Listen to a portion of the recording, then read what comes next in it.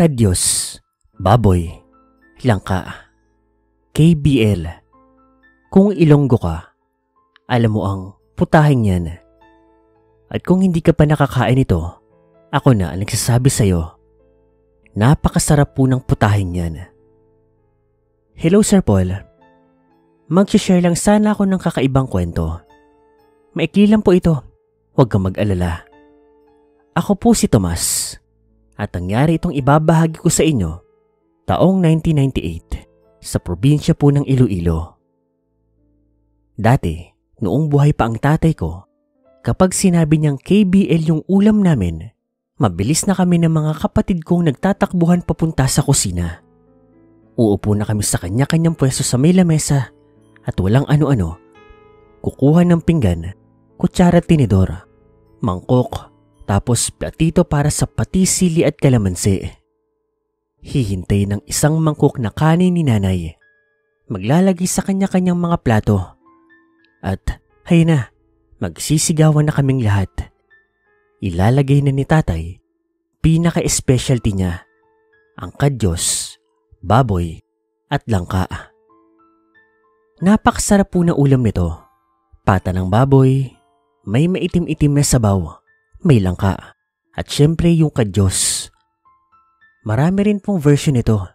May maanghang, may medyo maasim-asim, yung parang sinigang style. Meron din na parang pinakuluan lang, yung pinakapaborito namin. Parang nilaga style lang. Minsan pa nga nilalagyan ng tatay namin ng mungguyan. Pero ang pinakapaborito namin, yung pinaka-plain lang talaga. Hay, kapag naaalala ko yan, napapangiti na lang talaga ako. Noong kumpleto pa kami. Anyways, bago pa ako maiyak, tuloy na po tayo sa kwento. So yun na nga, may bago kaming kapitbahay noon. Isang pamilya, mukha nga po silang mayayaman. Takantaka nga kami kasi liblib po yung baryo namin. Pero bakit may mayayamang lumipat doon?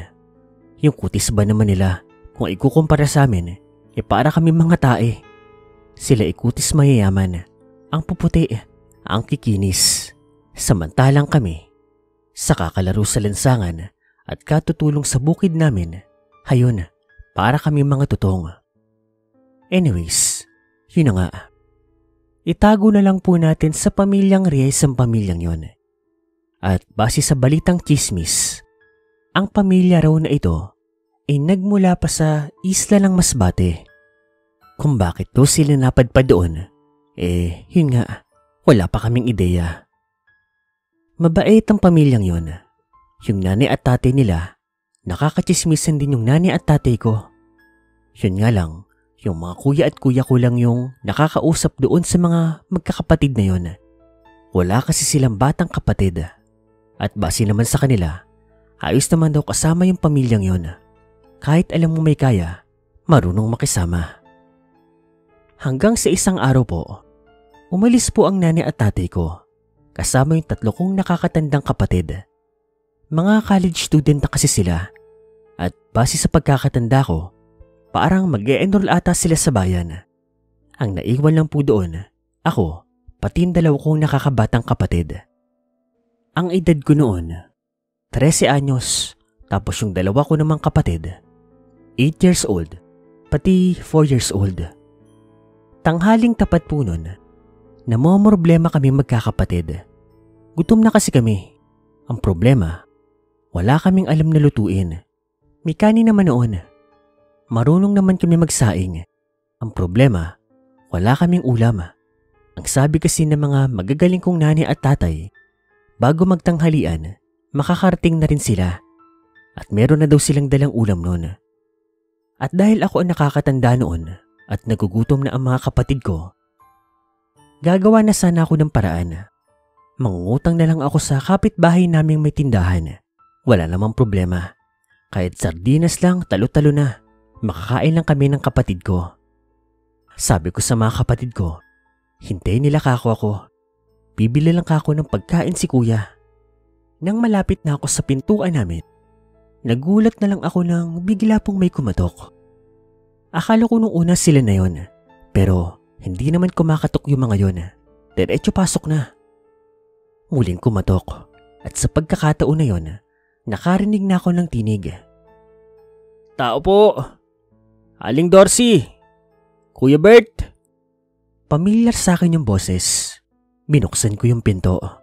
At laking gulat ko nang bumungad sa akin ang isa sa mga binatang anak nung pamilyang bagong lipat. Nandiyan na ba yung mga magulang mo?" Wala po kuya eh. Umalis po. Bakit po ba?" "Heto, pinabibigay nila mama at papa. Ulam niyo raw. Luto namin." May daladalang mangkok yung binata. Natuwa naman ako. Pamilyar sa akin yung amoy. Kadyos, baboy, kaglangka. "Kuya, sakto. Wala kaming ulam." Ganun ba? Heto, para sa inyo." Inabot sa akin ng binata yung ulam. Mainit-init pa ito pero wala na akong pakialam. Kumakalam ng tiyan ko nun eh. "Kuya, thank you ah. Sige po, kain na po kami." At dahil may daladala nga akong ulam, siya na nagsara ng pintuan. Ako naman, madali akong bumalik doon sa pagkainan. May bigay na ulam yung kapitbahay natin. Yung paborito natin oh. Kadyos, baboy, kaglangka.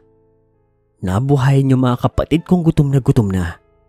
Kanya-kanyang kuha ng plato at mangkok. Kutsara, tinidor, pati yung kanin. "Teka, walang kukuha." "Kiko, kumuha ka ng kalamansi. Ella, kuha ka ng patis. Ako nang kukuha ng platito." Walang salisalit ang ginawa namin yon. At pagbalik, naggawa kaagad kami ng sausawan. Napakabango ng KBL. Umuusok-usok pa. At pagkagawa ng sausawan, kanya-kanya na kaming kuha ng kanin. Lagay ng sabaw, laman, langka. Tapos, yung sausawan. Susubo na nga sana kaming tatlo ng sabay-sabay. Ngunit napahinto kami nang biglang kumisot-kisot po yung laman. "Kuya, ano to?" Nagulat na lang kami nang yung laman na nasa mga kutsara namin naging mga daliri ng tao. Iyakan yung dalawa kong kapatid. Kinuha ko sila papalayo doon sa ulam. At sakto naman, dumating na yung pamilya namin. Noong una akala ay nag-aaway kami, pero nang ituro ko yung ulam, miski sila, napasigaw din. "Saan to galing?" "Tay, galing po yun doon sa pamilyang bagong lipad. Kabibigay lang po." Mabilis na tinapon ni tatay yung ulam. Nagulat nga kami sa mga sumunod na nangyari. Kumuha siya ng bawang. Kumuha din ng kalamansi. Dumampot ng itak, yung pinakamalaki doon na meron kami. At walang ano-ano, sinukod niya po yung kapitbahay namin. Nagsisigaw ito. Pinapalabas niya ang mga tao doon. Wala pa ako maintindihan ng mga sandaling yon. Nasa bahay lang kasi ako.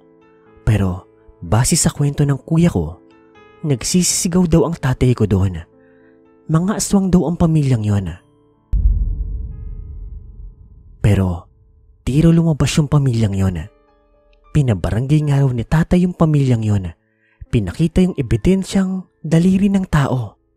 Pero nang subukan pasukin ng barangay yung bahay ng kapitbahay namin, laking gulat na lang ng lahat na wala ng tao doon sa loob ng bahay. Wala na ang mga gamit. Wala na lahat. Abandonado na ito. Naging usap-usapan yun sa barangay namin. Hindi namin alam lahat kung saan nagpunta yung mga taong yun. Pero ang malinaw lang po sa lahat, hindi normal ang pamilyang yon. Mga aswang sila. Sabi ng tatay ko, napakagaling ko daw. Naging kuya ako sa mga bata kong kapatid. Pinotektahan ko sila. At mabuti na lang din daw, nagsawsawan ako ng kalamansi. Dahil do kasi doon, nalaman namin na luto ng mga aswang yung kadyos, baboy, at langka na iyon. Mula po nun, lahat po ng putahing hinahain po sa akin, kahit luto pa ng nani at tatay ko, ginagamitan ko na ng paborito kong sausawan, patis, kalamansi, sili, o di naman kaya toyo. Basta may kalamansi. Ultimo suka nga, sinasamahan ko na rin ng kalamansi. Trauma Estrel talaga. Ganun pa man, hindi pa rin naman kami natigil sa pagkain ng paborito naming pagkain. Ang kadyos, baboy, kaglangka. Dito na lang po mga kapansit. Maraming salamat po sa inyo.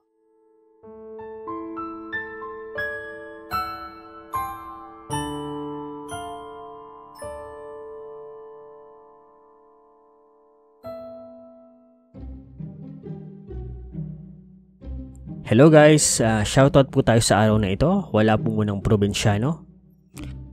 Imelda Reyes, Sandra Herrera, Lorena Lardi Zabal, Yox Kid Best, Rica Ranada, Verg, Grace Ann Redondo, Jenna Marshoma, Grace Ann Redondo, Balentong Ghost TV,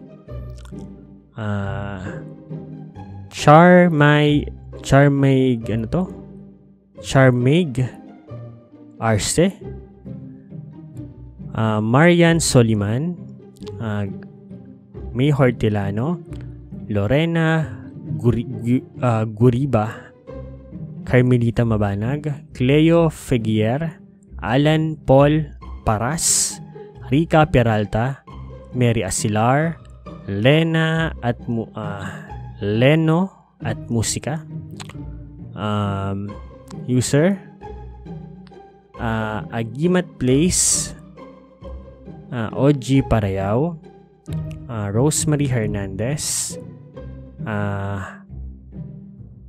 Ledes Mamarsk Zinski, Dinslab, Mama Marian's Journey, JC,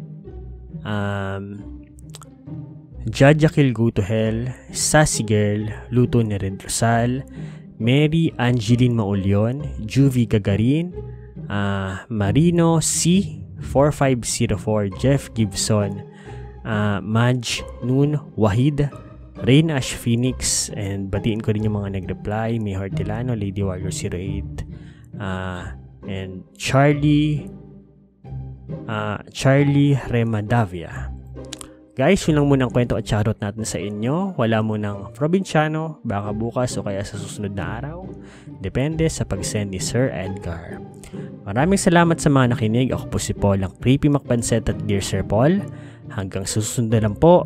Maraming salamat po.